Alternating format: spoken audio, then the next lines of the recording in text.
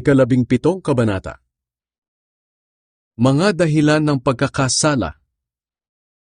Sinabi ni Jesus sa mga tagasunod niya, hindi maiiwasan ang pagdating ng mga bagay na magiging dahilan ng pagkakasala ng tao.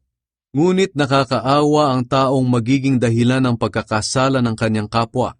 Mas mabuti pang talian siya sa leeg ng gilingang bato at itapon sa dagat, kaysa siya ang maging dahilan ng pagkakasala ng isa sa maliliit na ito. Kaya mag-ingat kayo. Kung magkasala sa iyo ang kapatid mo, pagsabihan mo siya. At kung magsisi siya, patawarin mo.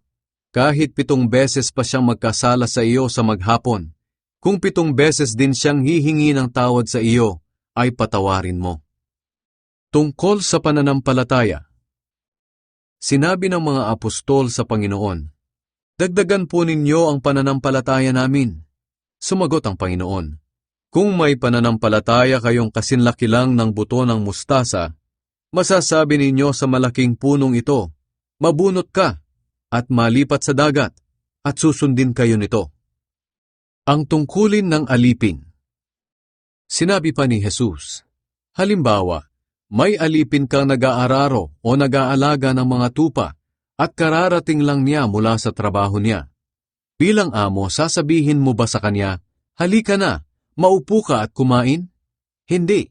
Sa halip, ito ang sasabihin ninyo, magbihis ka na at ipaghanda ako ng hapunan.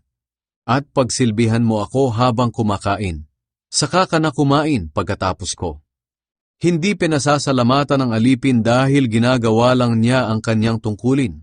Ganoon din naman sa inyo. Pagkatapos ninyong gawin ang mga iniutos sa inyo, sabihin ninyo, mga alipin lamang kami, at hindi nararapat papurihan, dahil ginagawa lang namin ang aming tungkulin. Pinagaling ni Jesus ang 10 lalaking may malubhang sakit sa balat.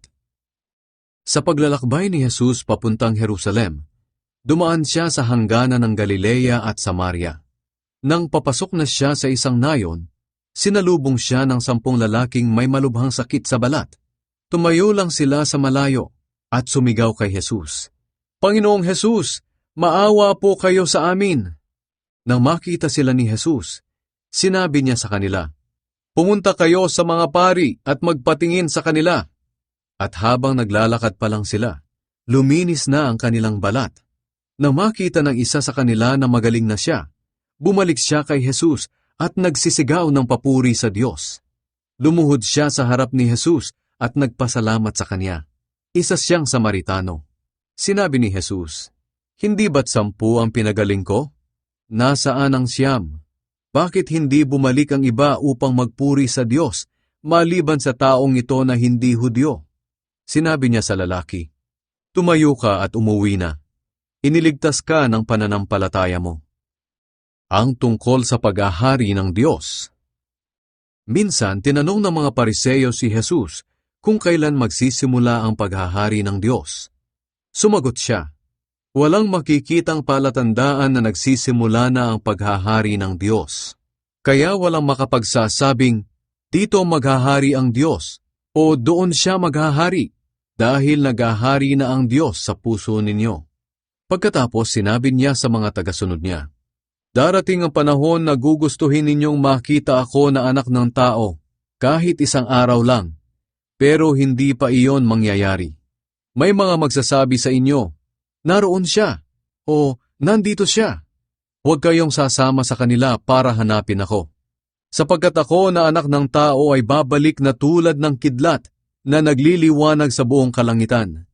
Ngunit kailangan muna akong dumanas ng maraming hirap at itakwil ng henerasyong ito. Kung ano ang mga ginawa ng mga tao noong kapanahunan ni Noe, ay ganoon din ang gagawin ng mga tao sa araw ng pagbabalik ko na anak ng tao. Sa panahon nga ni Noe, wala silang inaatupag kundi ang magsaya. Nagkakainan sila, nagiinuman at nag-aasawa, hanggang sa araw na pumasok si Noe sa barko. Dumating ang baha at nalunod silang lahat. Ganoon din noong kapanahunan ni Lot.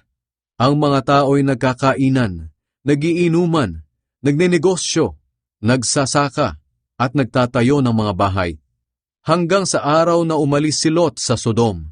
At pagkatapos, umulan ng apoy at asupre mula sa langit at namatay silang lahat doon sa Sodom. Ganyan din ang mangyayari sa araw ng pagbabalik ko na anak ng tao.